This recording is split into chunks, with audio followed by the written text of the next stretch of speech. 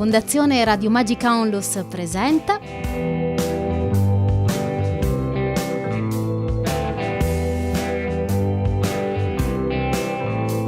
Il Colle di Udine.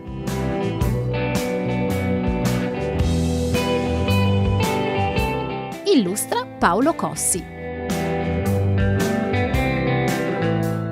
Immaginatevi una città che fino a fine Ottocento era costruita con ben 5 cerchia di mura di 10 metri di altezza e uno spessore alla base anche di 1 metro. Udine, una città come quella di Mago Merlino, con al centro un colle alto alto, sopra cui si ergeva un castello. Immaginatevi poi di camminare intorno al colle, in un circuito di 5.255 passi vicino a quelle lunghe, alte e spesse mura.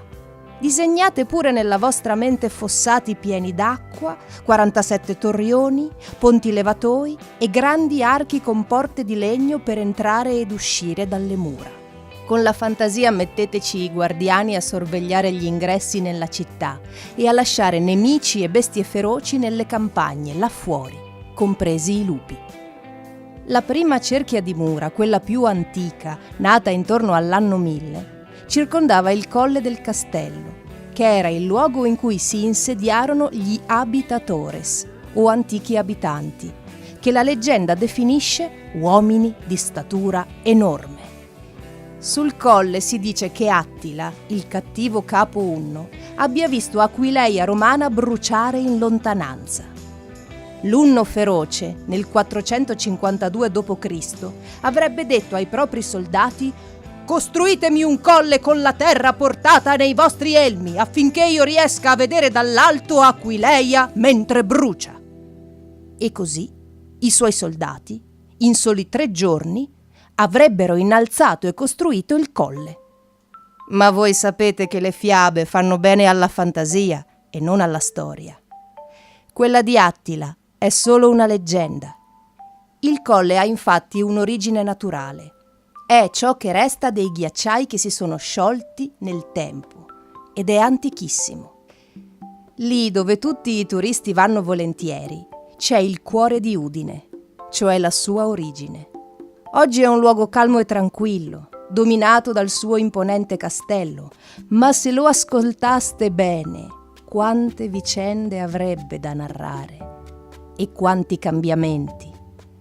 Persino le pietre si sono spostate. Il bell'arco Grimani, che si trova in cima alla salita che porta al piazzale del castello, prima viveva in pianura ed era uno degli ingressi in città dal 500 in poi.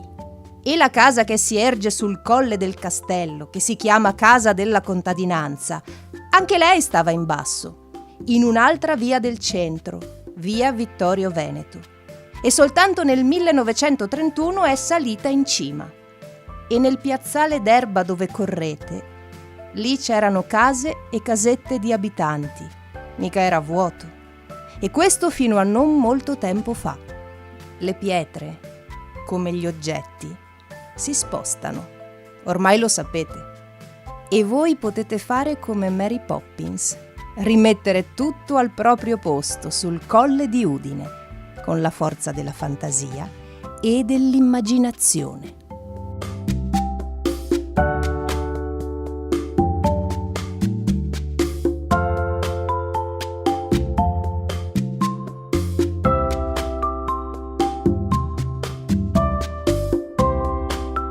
Fondazione Radio Magica Onlus ha presentato Il Colle di Udine.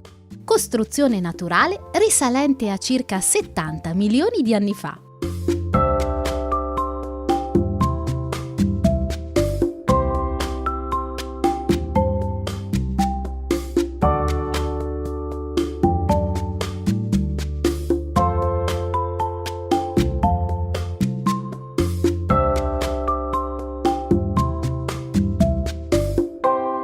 Tutti i racconti del progetto Smart Radio sono disponibili su www.radiomagica.org.